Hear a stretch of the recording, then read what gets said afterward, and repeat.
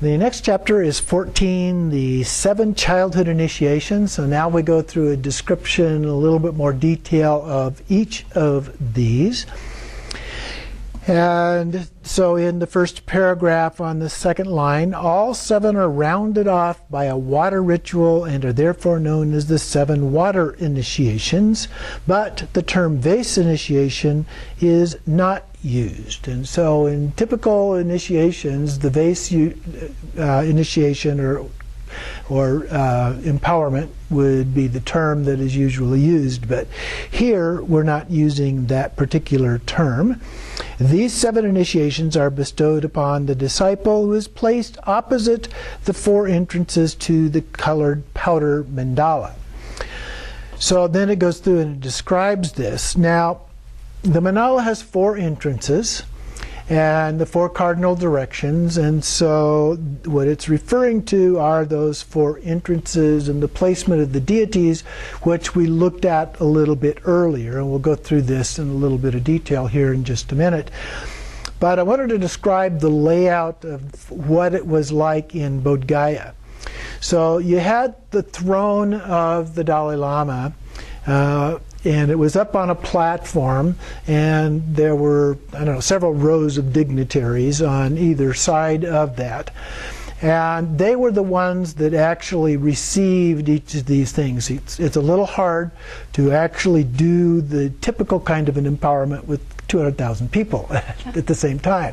And so they would have symbolic representatives who would receive the different aspects. So like if there's a vase to be placed on someone's head, there would be maybe 4 or 6 people or something that actually had that done with them.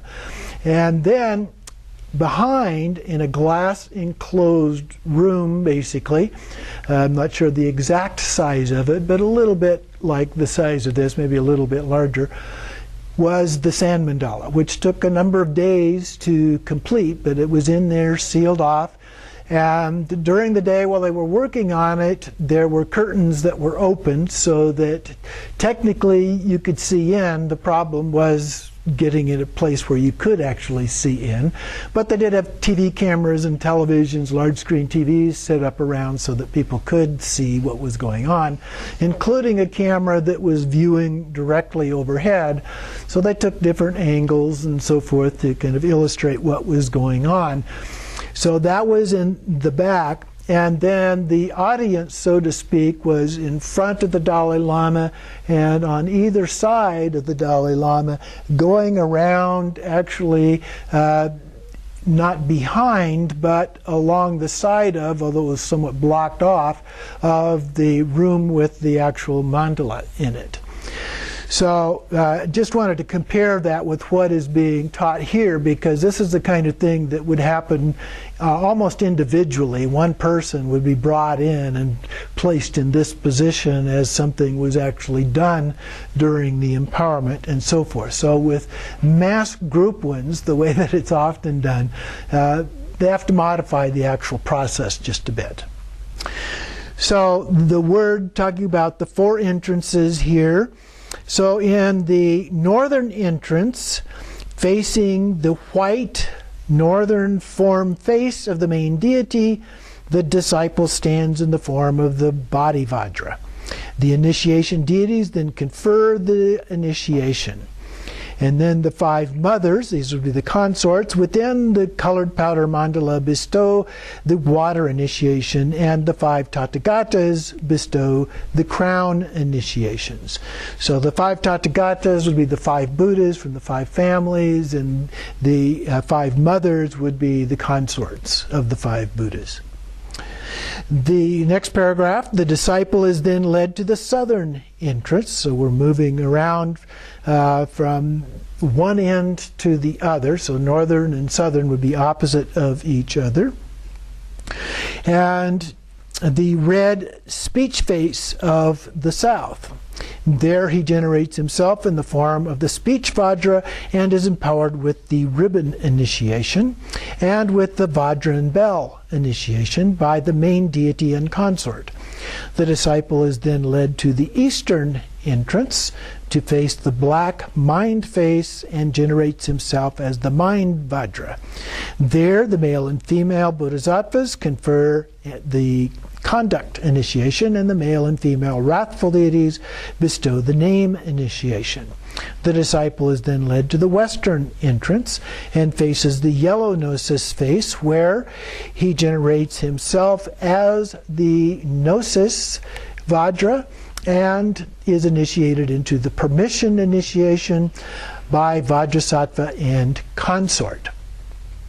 So that gives an overview of the way this is done in terms of the central figure, which has these multiple faces, and the initiation is done by bringing the initiate to the entrance, where you look in through the entrance and you visualize or see a statue of Kalachakra with all of these different faces along with his consort. And surrounding him, of course, would be the 5 Buddha families and so forth. So then it goes back through each of these initiations and gives a little bit more detailed description of each one. So the first one here, these initiations can be illustrated by way of the water initiation. The water of the vases and the 5 elements of the disciple are generated into the 5 mothers. These deities melt, and the resultant vase water in the nature of bodhicitta is held aloft by the 5 mothers who confer the water initiation. This purifies the 5 elements and grants the disciple the fortune to achieve the powers of the 5 mothers. So this is done by visualizing this process as this is being read by the master. Then we go on to the second one. So we have then the crown and the 5 aggregates are generated into the 5 tathagatas. This purifies the aggregates and grants the fortune to achieve the 5 powers of the 5 tathagatas. So the purifier is the white body face of the main deity. The disciple is placed at the mandala entrance opposite this face, where in the form of the body Vajra he receives the initiation. Then we move on to the ribbon initiation of the 10 ribbons, and the 10 winds of the disciple are generated as the 10 Shakti. Shakti in this case are consorts. The initiation purifies the 10 winds so that they become workable and capable of being brought into the central channel. So these consorts are then converted into these wind energies, if you will. Then, so that's the initiation, the ribbon initiation. Then we move on. Number 4 is the Vajra and bell initiation. The Vajra and bell and left and right channels are generated as the main deity and consort. So now we visualize the side channels as a part of this, as well as the deity and consort. The initiation renders the winds on the left and right channels capable of being gathered into the central channel. The 10 winds and the left and right channel are phenomena of speech. Therefore, the disciple is placed at the southern entrance facing the red speech face. The purifier of these phenomena. There, in the form of speech Vajra, the initiation is conferred upon the disciple. Then we get to the 5th, the conduct initiation. The thumb Vajra, the 6 sense powers, and the 6 sense objects are generated as male and female bodhisattvas. So again, visualizing these. The initiation is bestowed, creating the potential to remove the defilements of sense power, moving to sense object. In the name initiation, so that's the first one, the conduct initiation, or the 5th one, and then we have the 6th one, the name initiation. The initiation bracelet and the action faculties and their activities are generated into male and female wrathful deities. And their 6 activities are planted. The bracelet is said to be a bracelet or garland of flowers tied around the arms and legs. I don't think that they actually tied them around the arms and legs of the participants, but I think that there was a bracelet that actually went around one of their arms, or maybe both of them together. The conduct and name initiation are those of the mind. The disciple, therefore, is placed at the eastern entrance in front of the black mind face of the main deity, which is the purifier of those phenomena. There, in the form of the mind Vajra, he receives the initiation. So then we get to the seventh child initiation, the permission initiation. So in this one, the phenomena to be purified are the aggregate of gnosis and the element of gnosis. The purifier is the gnosis Vajra, and the disciple is placed at the western entrance facing the yellow gnosis face of the deity, where, in the form of the gnosis Vajra, the actual permission to teach and so forth, and the permission appendages are given. So there are pairs in the process of doing this. We have pairs of processes in the initiation that are being done here. And there's a summary on page 245, just below the midpoint here in the indented part of the quotation. So here we have the water is purifying the elements, the crown purifies aggregates, the ribbon purifies perfections, Vajra and bell, the great unchanging and unbroken voice of the Buddha, in the sun and the moon are purified. All of those things are purified together as one. And then we have the object and sense purified by the conduct. And then the name purifies love and so forth, and permission purifies the very Buddha. So those are the seven initiations. So that's a little bit different way of looking at it, but it shows the connections with the different parts that are being purified in particular as a part of that. But it also then goes on to explain a little bit some of the terminology that was involved in that. And so the meaning of by the bell, Vajra and bell, the great unchanging, is that the great unchanging bliss is symbolized by the Vajra. The unbroken continuum of the Buddha's voice, which is indestructible sound, is represented by the bell. The Vajra and bell initiation is performed by the embrace of the two hands holding the Vajra and bell. And the sun and moon are purified as one, which means that the life-sustaining wind and the downwardly expelling wind that flow through the right and left channel are capable of dwelling as one within the Avaduti, which is the central channel. And this came from Naropa's commentary. With the seven initiations, one is empowered to meditate upon the generation stage and its branches. So let's continue on then to chapter 15, the four higher initiations dealing with the completion stage. So we just looked at the generation stage, so now we look at the initiations for the completion stage. And so the first part of this one is ascertaining the number of initiations and their order, once again. So from the great commentary it says the higher initiations are of two kinds. One is for leading sentient beings for the complete knowledge of the path and for the listening to the tantra. The other confers the status of great Vajra master and creates the teacher. And so the second line in the commentary, the higher and higher than high, are what he's referring to as these two parts. The primary intended disciple is of the highest intelligence, listens to the complete tantra, and is made into a suitable vessel for comprehensive practice of the completion stage. That is one kind of person. Having become such a suitable vessel, and whether or not the completion stage has been consummated within his mind, he comprehensively understands the meanings of the Tantra and is worthy of teaching it to others. So you don't necessarily have to have completely mastered in all aspects the completion stage in order to be able to teach that. So that's the second kind of person here.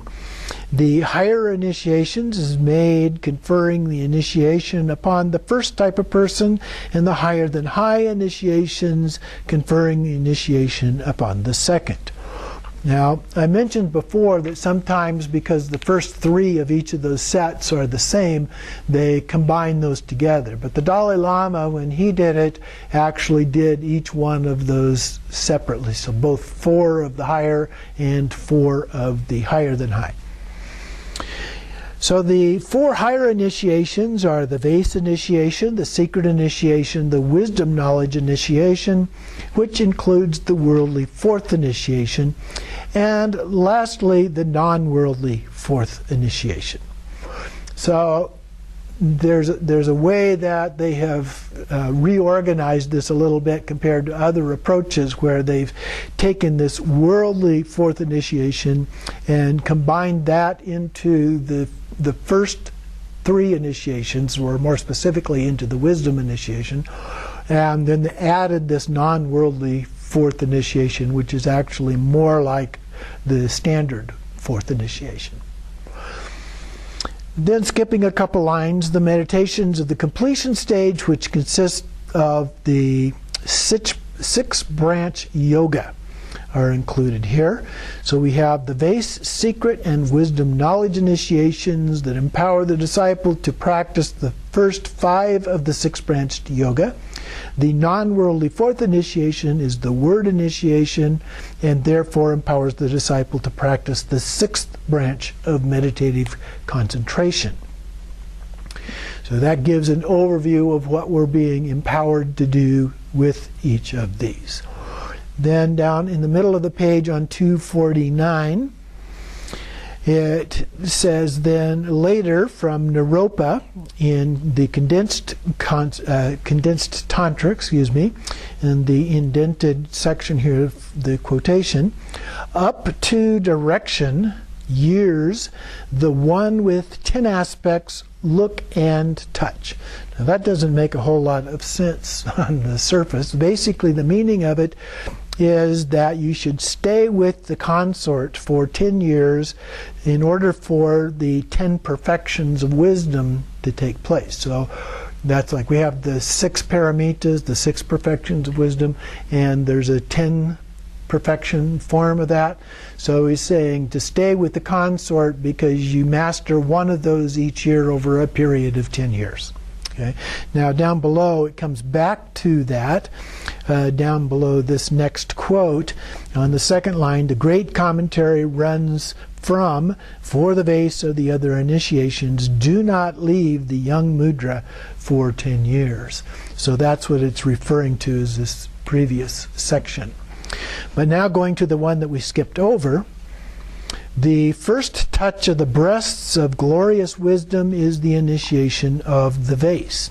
Experience the looking at the moon in its secret place is the Secret initiation. Within the Wisdom Knowledge initiation, all are purified by the families of the conquerors, and the Guru, having bestowed the initiation, gives the mudra to the disciple. Now, when this is done in a literal way, which we did not do in Bodh Gaya, this has a very literal interpretation in terms of actually touching the breasts of a consort, and that actually bestows the Vase initiation. And then looking at the moon, the Vajra master actually ejaculates into the lotus, let's say, of the consort, and so looking at the moon is actually seeing the bodhicitta, the white bodhicitta, emerging from that in the secret place. and that's the secret initiation. And then the wisdom knowledge initiation is purified by the families of the conqueror. Now this varies a little bit in some of, this one's specific to Kalachakra, so this one varies a little bit in other cases, because usually it's the next one that is considered the wisdom knowledge one, which is where the guru, having bestowed the initiation, gives the mudra to the disciple, and so the disciple actually enters into sexual union with the consort at that point. So that's the literal interpretation, but as I mentioned, that almost never happens. It would be very, very rare that would ever happen. So that gives an overview of those. So moving on to page 250, middle of the page from Nagarjuna's commentary. Great insight is the Mahamudra, which will be explained where nothing is posited by thought. Its gnosis, so the direct experience, is the great unchanging bliss produced by meditating upon it. This is the 11th empowerment. So this is the unworldly empowerment here.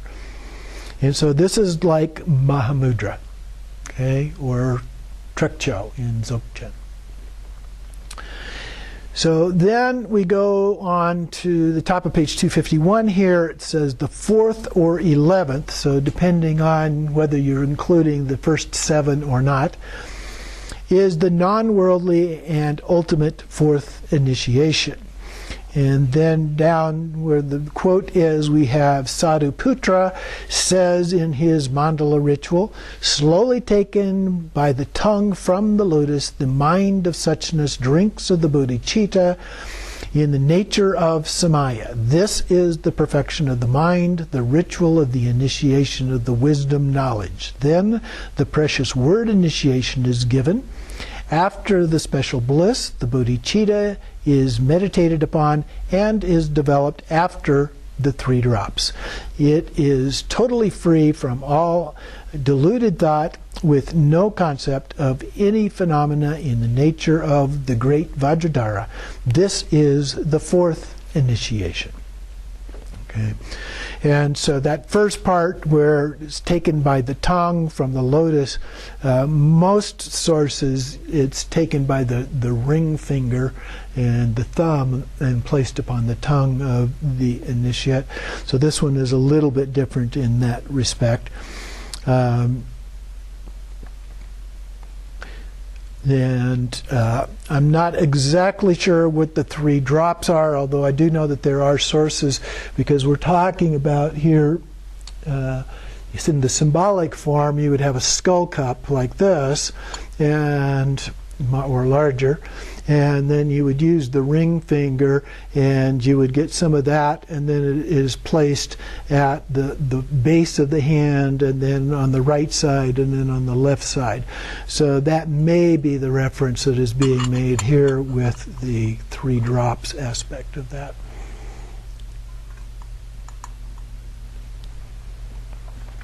And then continuing on in the commentary, this passage explains that after the 3 higher initiations, the 4th or non-worldly ultimate initiation is bestowed.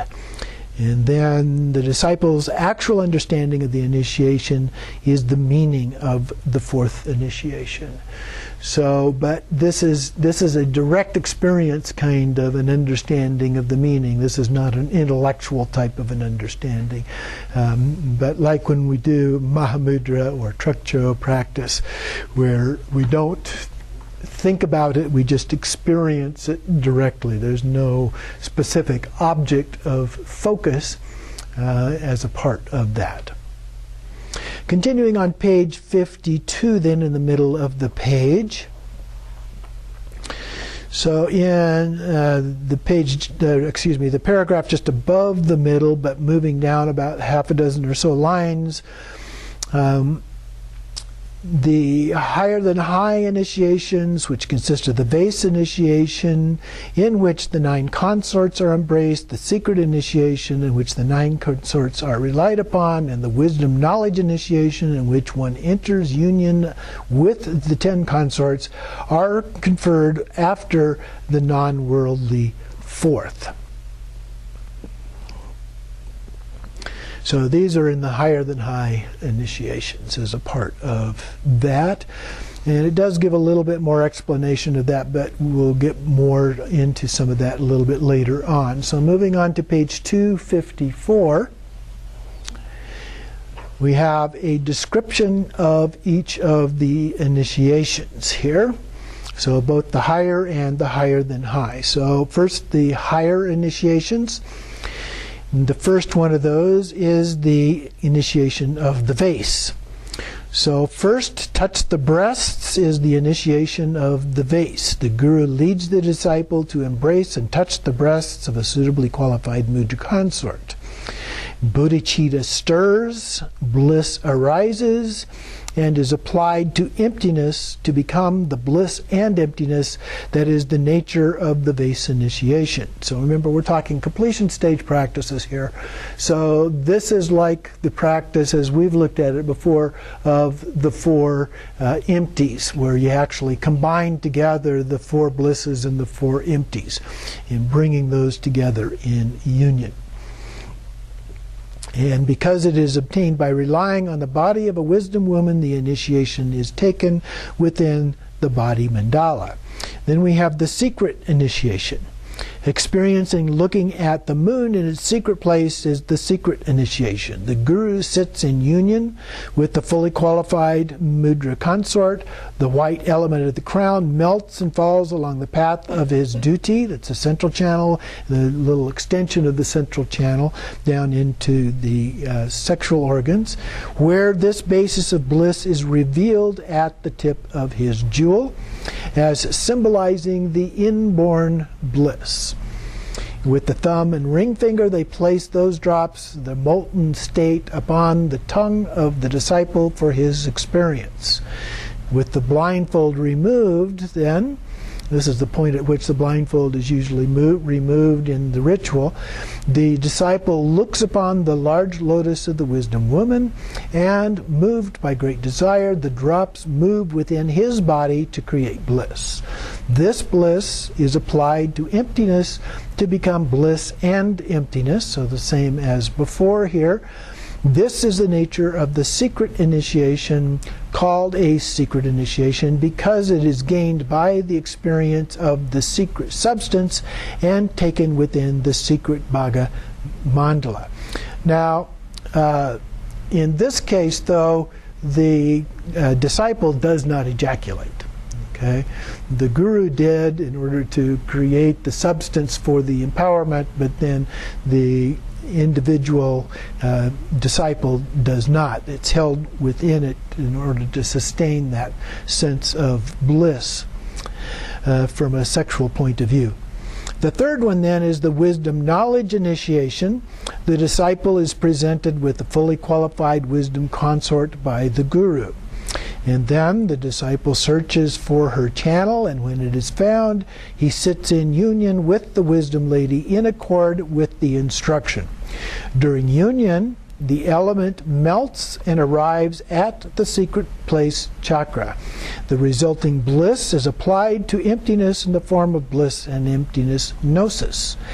This is the third initiation of wisdom knowledge. Because it is gained by relying upon a wisdom woman, it is known as the wisdom knowledge initiation, and because it is gained from the melting of the jasmine-like bodhicitta, white bodhicitta, it is taken within the non-ultimate bodhicitta mandala. When the initiation and the fourth worldly initiation are conferred using a wisdom woman, it is necessary to seek the channel of the wisdom woman. And then in mandala ritual, the text, with the finger visualized as a red Hri, the left of the consort's channel is moved, and she on the tongue is uttered. So in most cases, I have mentioned this is done in a symbolic way rather than a literal way as a part of that. Now, before we move on to the fourth, I might mention, I've mentioned it before, but Kondo Sarah mentions in her text and description that she received teachings where the roles are reversed, where it is the female who is the practitioner and the male who is the consort. And in that case, the way that she was taught, the male actually ejaculates into the female, not in terms of the initiation, but in terms of the practice, where in doing these completion stage practices, when the white bodhicitta drop is brought down into the sex organ and maintained there, then it is brought back up again. And so what is being described in her text is that as it comes down, then the white bodhicitta is actually physically in the bhaga or lotus of the female, and so that is then brought back up into the crown of the female. So a little bit different kind of an approach. But she didn't describe any differences in terms of the actual initiation process. And then we have the fourth, the worldly fourth. From sitting in union with the wisdom woman, the element moves to the Vajra tip, and for as long as a state of retention can be maintained, innate bliss arises. The bliss applied to emptiness creates the gnosis of bliss and emptiness. So the direct experience of that. This is the worldly fourth initiation. Moving on, I guess that completes that one. Okay. So then we are able to just stay in a state of Mahamudra at that point and sustain that bliss.